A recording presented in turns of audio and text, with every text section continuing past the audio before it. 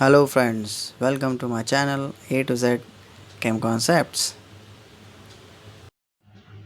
Okay friends, so today we are going to see what is parts per million. Parts per million is abbreviated as ppm. Now generally parts per million is a unit which is used for concentration at very low level. You can say micro trace level. Now formula used to calculate ppm is quantity of solute divided by quantity of solution into 10⁶. Now we know that 10⁶ is nothing but million. Now here you have to make sure that if you are taking solute in milligram, the solution also be taken in milligram. If you are taking solute in grams, you have to take solution in gram. If you are taking solute in kilogram, that means solution also you have to take in kilogram. The unit must be same as whatever you're taking in the numerator, or unit must be same for numerator and denominator. That you have to multiply by 10⁶.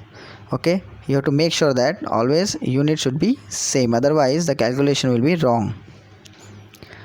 Now we generally make this solution in water but not limited to water, so that is why we know that 1 liter of water is nothing but 1 kilogram of water, and 1 kilogram is nothing but 1000 gram, and 1000 gram which is nothing but 1000 into 1000 milligram, because we know that 1 gram of any substance is 1000 milligram. So that is why 1000 into 1000 milligram will become 10⁶ milligram.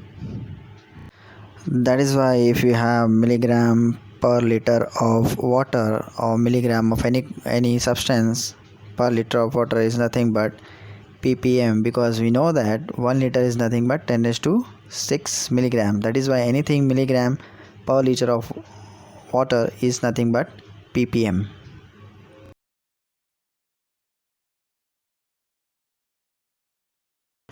Let us try to solve some basic numericals or basic problem based on ppm level calculation.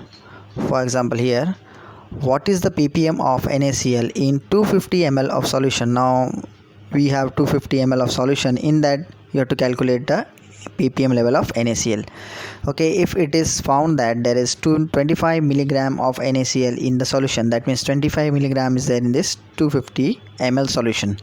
Now we know the formula. ppm is calculated as quantity of solute divided by quantity of solution into 10⁶.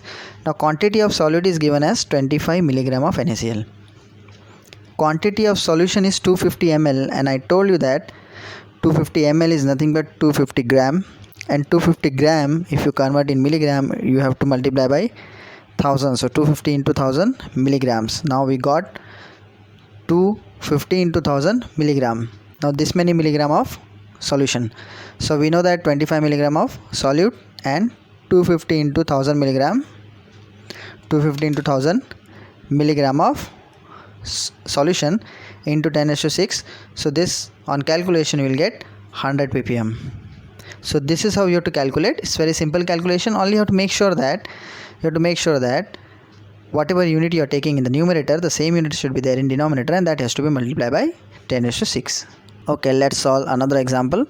If 100 milligram of calcium carbonate is dissolved in HCl and it is diluted to 1 liter. Now understand this sentence. That means 100 milligram of calcium carbonate is taken and it is dissolved in a few ml of HCl, and that solution is diluted to 1 liter. Now my question is, what is the ppm of CaCO3, that is calcium carbonate, in the solution? Now it's very simple. As I told you that calcium carbonate we have taken 100 milligram, it is dissolved in HCl and it is diluted to 1 liter using water.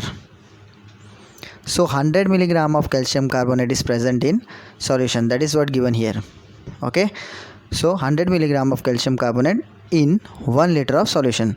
So quantity of solute here is, that is calcium carbonate, quantity of solute is 100 milligram of calcium carbonate. Okay, 100 milligram of calcium carbonate. Quantity of solution, because we have diluted to 1 liter, we have made the volume up to 1 liter. So quantity of solution here is 1 liter. 1 liter is nothing but 1 kilogram. Okay, 1 kilogram is nothing but 1000 gram, and 1000 gram in turn is nothing but 1000 into 1000 milligram, which is nothing but 10⁶ milligram. Now putting in the formula, we know the formula is ppm, quantity of solute divided by quantity of solvent into 10⁶ is equal to 100 milligram of calcium carbonate, this is your solute, and 10⁶ milligram of your solution. So 10⁶ milligram of solution, so this will get cancelled out, straight away you will get the 100 ppm. Okay, let's try to solve another example. Now here it is given, calculate the quantity of KCl required to prepare 500 ml of 150 ppm KCl solution. That means here you have to prepare this solution 150 ppm of 500 ml of solution. The solution should contain 150 ppm of KCl, and what is the quantity of solution you want is 500 ml. Now we know that formula ppm is nothing but quantity of solute divided by quantity of solvent into 10⁶. ppm is given to us, quantity of solute that we have to find, and quantity of solvent is given to us into 10⁶. So how to solve? Concentration of KCl in ppm is given as 150, quantity of solvent is given as 500 ml, that is nothing but 500 gram, and that is in turn which is nothing but 500 into 1000 milligrams.